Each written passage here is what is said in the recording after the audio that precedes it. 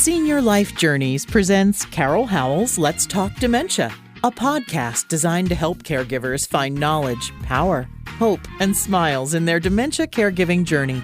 Welcome to Let's Talk Dementia. Here is your host, best-selling author, Carol Howell.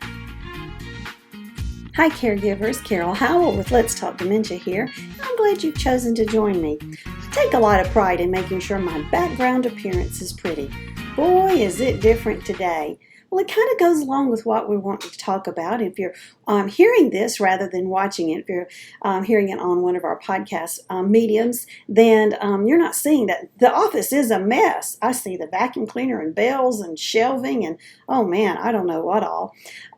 It's kind of what life's about. You know, just when you think you've got everything figured out, something changes and you got to back up, start over, and make a new plan. So that's sort of what's going on in my life, but it's all good because we are redoing some closets and have to take everything out of the closet in order to put new closet shelving in, and that's good and I'm glad, but it sure is making a mess. And I don't like messes. I like for things to be organized, lined up, labeled, and just right. Well, guess what does not happen with caregiving?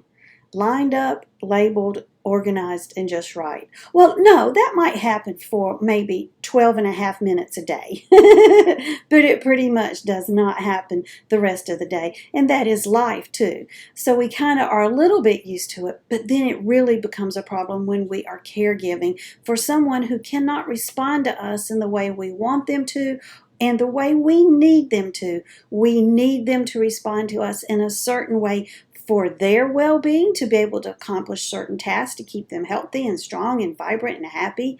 And we need them to respond to us in a certain way for our benefit, to make caregiving easier so that we can accomplish the task quickly and get on with the next thing. But we also need them to respond in a certain way to help us emotionally, because it just feels better when our loved ones are quote unquote there and we miss them when they're not. So kind of thinking about that today when I'm thinking about when is it time to move your loved one to an assisted living or a skilled nursing or a memory care or maybe even to an independent living. When do we start doing these things? Well, there is no perfect time. I'm just going to tell you there are different things that happen in life that we go, okay, now is the time. But I don't know that there's a perfect time. I guess as close to perfect as we came with my sweet mama was across the street from where my husband and I lived. They built an assisted living and they were having an open house giving away a $100 gift card. And we decided on a Sunday afternoon we should go register to win the gift card. And we won it. That was nice. But my mama at that point was still working full time. She was about 6-7 years post her diagnosis of Alzheimer's. So she was in mid stages, but still working, still driving. And she looked at the apartment and she said, Pookie, that's my nickname, I want to live here. You figure out how to pay for it. Well, okay, let's work on that. And fortunately, Mama had a long-term care policy, and in the state of South Carolina, where she was living at the time, if you had a diagnosis of Alzheimer's, you could enact your long-term care policy. And it's like that in several states, so that's something to know in case you are thinking about, do you want to enact a long-term care policy? So we did, and Mama moved in. It's probably about as close to perfect as you're going to get in a situation because she asked for it. Now, I'm going to tell you, a lot of your loved ones are probably not asking for assisted living because they went and visited their great Aunt Martha in 1952 in what they called a nursing home, and it was a scary place. I was in some of those, not in 1952 because I was not born then, but I remember going to some nursing homes many years ago, and yeah, scary places. Nobody ever said, oh, I can't wait to live there, right? And that's the image that a lot of our folks have. And so helping them to know that there are other options, especially in 2020, there are a lot of other options that are wonderful for the care of our loved one. But there's two main things you need to think about when trying to discern when the perfect, and we're using that word loosely, when the perfect time is. And one is burnout and the other one is socialization. One is about you and the other one is about them.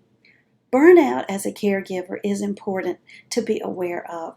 You know, most of us are not home sitting back with our feet up watching The Good Doctor all day long. By the way, that's one of my favorite shows, The Good Doctor, or maybe Grey's Anatomy, with nothing else to do except maybe read a book.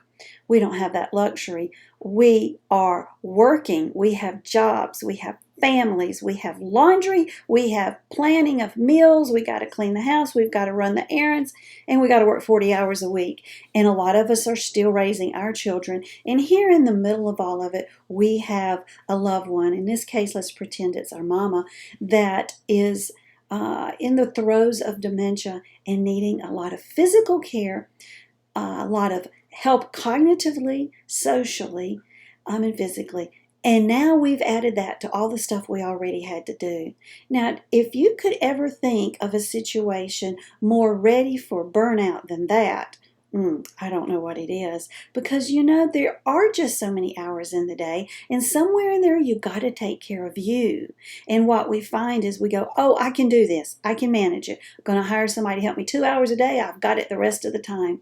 And that might be true for a set amount of time, but you're soon going to find out that you are overwhelmed and you have burned out. And when you're burning at both ends, doesn't leave any room in the middle for anything else, it will have not just a psychological and emotional effect on you, it will have a physical effect on you. We see blood pressures go high, we see ulcers, we see depression, anxiety, a lot of things that we don't want going on in our life if we can possibly help it.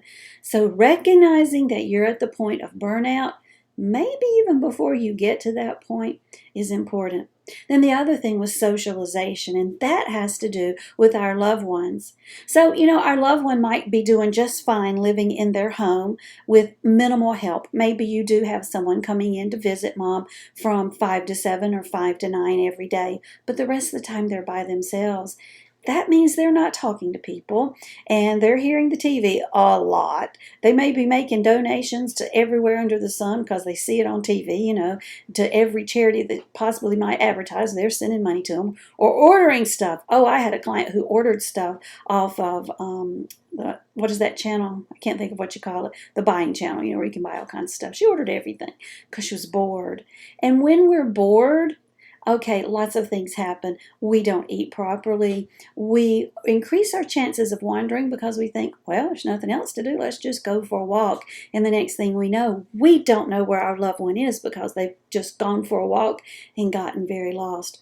Or they may still be driving and decide to go for a drive and get very far away from home and have no idea how to get back. So we set them up for some very negative situations. And like I said, not eating right. They're not able to prepare healthy meals anymore. And we see our folks begin to decline nutritionally, and we have some dehydration going on. And dehydration makes dementia worse. So we have to be aware of all of that. So the socialization aspect is important. So if we can move our folks to an assisted living where we get a break, where we know their physical cares, their physical needs, their emotional needs, their spiritual needs, their social needs are being met, then it gives us a break, doesn't it? Then maybe we can go back to being the daughter or the wife or the husband rather than the caregiver first and foremost and the wife, the daughter, or the husband second. We want to switch those roles so we can go back to being the relative and not the caregiver. And then it puts our loved ones in a community where they can interact with people like themselves. I have a friend who is building a beautiful new house, and it's not a cheap one she's building, and I can't wait for her to get it because she's putting in a pool and I get to go swim in it, and that's kind of fun.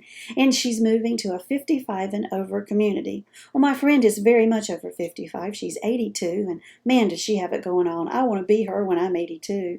But she said, Carol, one of the reasons I like the community is everybody there looks like me, and she points at her white hair. And you know, there's a lot of truth to that. When you look out and you see people like you, it is Well, it's comforting, and it is for our loved ones with dementia. You know, they can tell the same story over and over and over every day at lunch and every day at supper, and the people they're eating with, well, they're probably not going to remember that you told that story yesterday, and they're going to hear it again today. They're probably not going to go, "Good gracious, Gertrude, shut up. I've heard it 79 times. I don't want to hear it again." Because, see, they probably don't remember that Gertrude told them that story. Then there's activities that they can be involved in. They've got their own place where they can be independent. There's not somebody standing over there telling them what to do and when to do it. But those options are available for them, and that's important. They're getting their medications on time. Oh, that's hugely important. And the socialization and the good meals and all of that comes with it, and the safety of being in a community where somebody's laying eyes on them many, many times a day. Now, that doesn't happen in every community, and you have to be careful where you choose for your loved one.